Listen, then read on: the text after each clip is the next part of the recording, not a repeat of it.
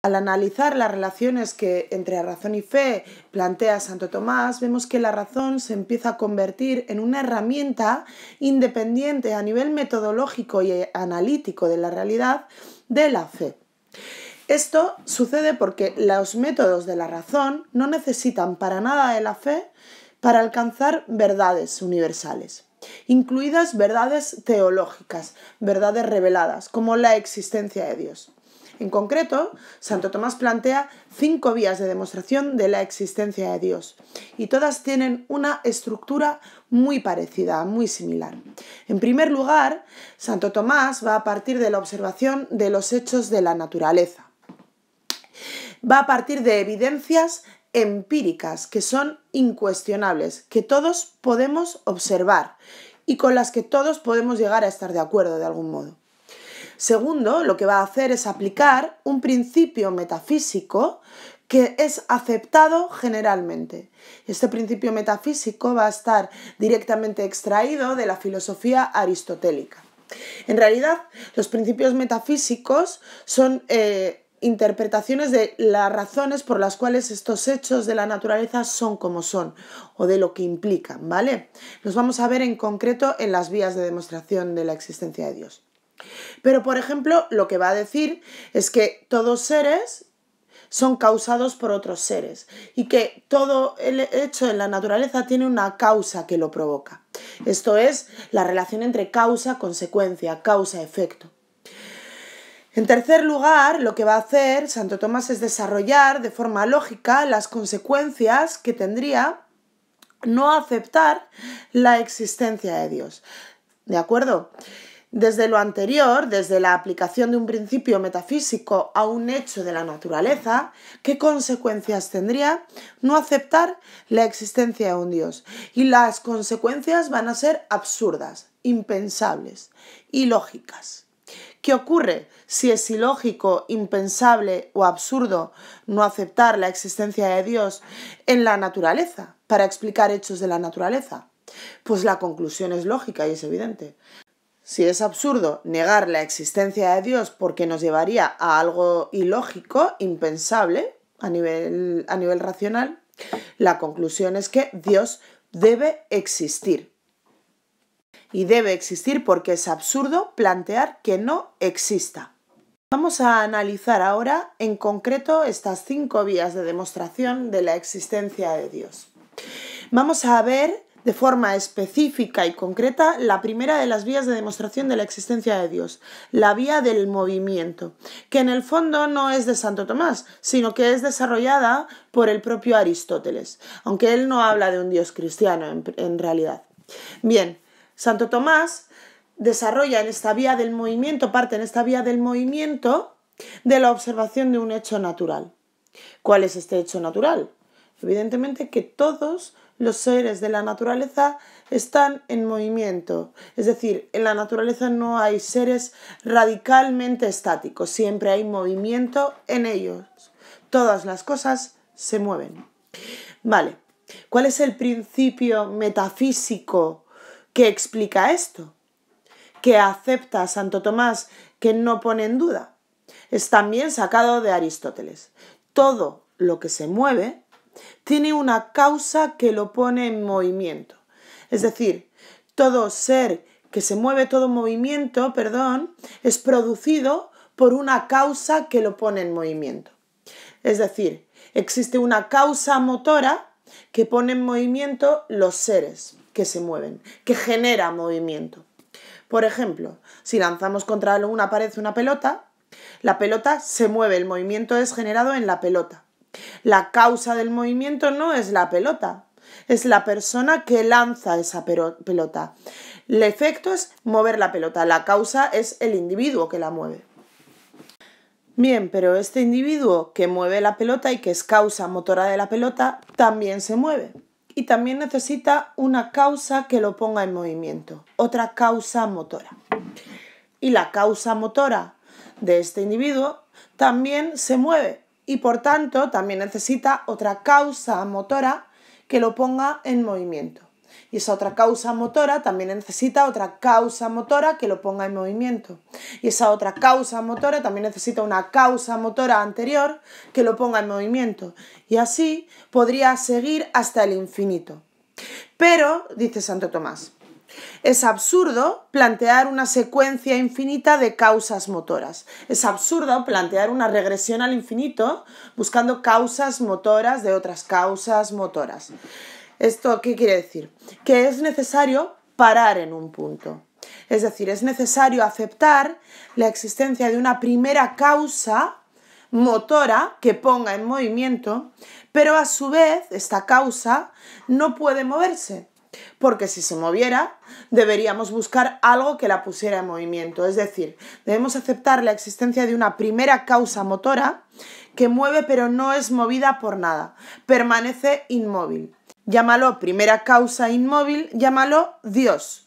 Lo que es absurdo es plantear un universo sin esta primera causa inmóvil, porque lo que obtendríamos sería una regresión al infinito. Y esto es ilógico e impensable, porque el universo, la realidad, no es infinita.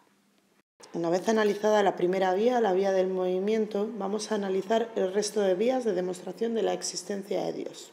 La siguiente vía, la vía de la causa eficiente, plantea un hecho de la naturaleza, y es que los seres, todos los seres existentes que hay en la naturaleza, tienen una causa que les ha creado, a lo que Santo Tomás llama causa eficiente. Lo que plantea como principio metafísico es que nada se puede generar a sí mismo, es decir, que todos los seres, para ser, necesitamos de una causa externa a nosotros que nos haga ser lo que somos. Eso es una causa eficiente. Y lo que se plantea es lo mismo que hemos visto en la vía anterior, en la vía del movimiento. Y es que no es posible una secuencia infinita de causas externas. Es decir, nosotros necesitamos una causa externa que nos haga ser, una causa eficiente. Pero esa causa eficiente también necesitaría de una causa eficiente que le haga ser. Y esa causa eficiente, a su vez, necesitaría otra causa eficiente que le haga ser. Y así podríamos estar hasta el infinito buscando causas eficientes de otros seres. Pero como no es posible una secuencia infinita de causas externas, necesitamos buscar una primera causa que sea capaz de causar, de crear, que tenga la capacidad de la eficiencia, que una primera causa eficiente, pero que en sí misma sea una causa incausada. Es decir, que no tenga causa. Esta primera causa incausada no sería otra que el propio Dios. Veamos la tercera vía, la vía del ser necesario. Según esta vía, en la naturaleza, todo lo que nos rodea, incluidos nosotros, existe pero tiene un fin. Es decir, nacemos y morimos. Y además es que no solo esto, sino que todos los seres que hay en la naturaleza somos contingentes. Existimos, pero podríamos no existir. Y nuestra existencia no es necesaria para el transcurso de la realidad, de la historia. Santo Tomás dice que la causa de la existencia de seres contingentes es otro ser contingente, son otros seres contingentes. Por lo tanto, todos los seres contingentes somos generados por otros seres contingentes. Pero estos seres contingentes también necesitan de otro ser contingente que les haya causado. Y podríamos seguir buscando seres contingentes que causen otros seres contingentes hasta el infinito. Pero, igual que antes, es absurda una secuencia infinita de causas contingentes que generen otros seres contingentes. Además, tenemos un problema, y es que el propio cosmos, el propio universo, también es contingente. Y lo que dice Santo Tomás es que necesitamos buscar una causa de este cosmos, de esta realidad. Y no puede ser la nada, es decir, de la nada no puede surgir algo. Esto ya lo decía antes Parménides. Y Santo Tomás acepta esta idea de que de la nada no puede surgir algo. Bien, si de la nada no puede surgir algo, necesitamos un ser, una realidad contingente que cause la realidad que conocemos. Si esta causa también fuera contingente, necesitaríamos otra causa contingente que la explicara y volveríamos otra vez a esta secuencia infinita de causas. Por lo tanto, necesitamos un ser creador que nunca haya empezado a existir y que sea necesario, que no sea contingente. Este ser necesario no es otro que Dios. Si vamos a la cuarta vía, la vía del Ser Supremo, vemos que Santo Tomás afirma que en la naturaleza hay seres más perfectos que otros y seres más buenos que otros, más verdaderos que otros o más nobles que otros.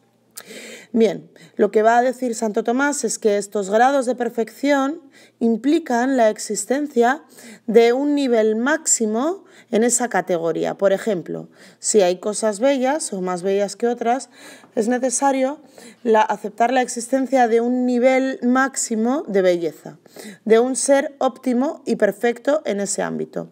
Además, Santo Tomás va a aceptar de Aristóteles que nada puede ser causado por algo más imperfecto que él. Es decir, que si tenemos algo con un cierto grado de perfección, tiene que haber sido causado por algo más perfecto que él o que ese ser. Y lo que va a decir es lo mismo que ha dicho antes, que no podemos estar buscando secuencias infinitas de causas cada vez más perfectas. Por lo tanto, debemos buscar un ser que sea en sí mismo óptimo, perfecto, auténtica verdad, belleza y por tanto el máximo ser. Esto implica que tiene que existir también un bien supremo en función del cual podemos juzgar todo lo demás y la causa de todo lo bueno que haya en la naturaleza. Llámalo ser óptimo, nobilísimo, auténtica verdad, máximo nivel de realidad o bien supremo o llámalo Dios. Si vamos a la quinta vía, la vía del gobierno del mundo, vemos que Santo Tomás plantea otra idea, y es que todo en la naturaleza tiene una finalidad, tiene un objetivo. Todos los seres en la naturaleza tienen una potencialidad que se va a desarrollar, una finalidad. Bien, lo que va a decir es que esto ocurre en los seres vivos, pero también en los objetos naturales, en las realidades naturales e irracionales, por ejemplo, la lluvia. Pero en las realidades irracionales esa finalidad no puede surgir de ellas mismas, es decir, no tienen capacidad para darse a sí mismas una finalidad. Por lo tanto, la finalidad tiene que venir de fuera de ellas, tiene que haber una causa externa a estas realidades irracionales que les dé esa finalidad. Esta finalidad tiene que haber sido por una causa final y esta causa no puede ser más que un ser superior a estas realidades irracionales, un ser superior con capacidad de imprimir en la realidad una finalidad no puede ser otro que el propio Dios. Por lo tanto, Dios es el que dirige el mundo, le da un objetivo y una finalidad a la realidad. Con esto habríamos terminado de analizar las 5 vías de demostración de la existencia de Dios.